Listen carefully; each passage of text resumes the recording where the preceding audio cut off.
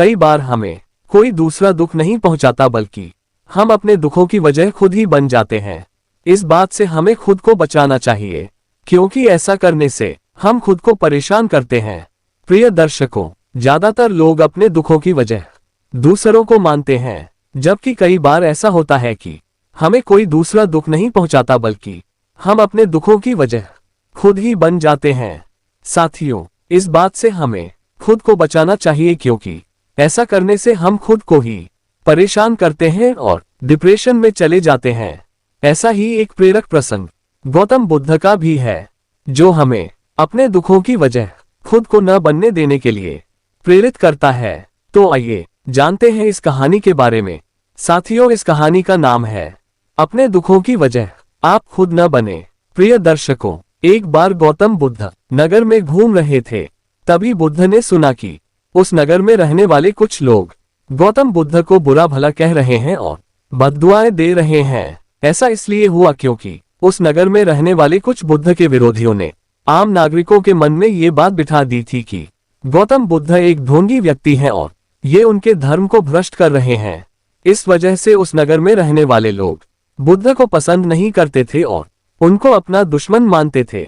गौतम बुद्ध ने जब नगरवासियों के इन उलाहनों को सुना तो वह एक कोने में शांति के साथ खड़े हो गए और उनकी बुरी बातों को आराम से सुनते रहे।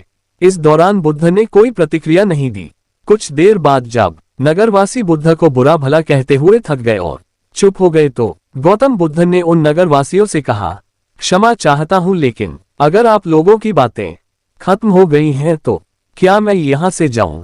ये सुनकर उनको बुरा कहने वाले लोग बहुत आश्चर्यचकित हुए और तभी वहां मौजूद लोगों में से एक व्यक्ति गुस्से से बोला, हम लोग तुम्हारा गुणगान नहीं कर रहे हैं, तुमको उलाहने दे रहे हैं और तुम्हें बुरा बोल रहे हैं।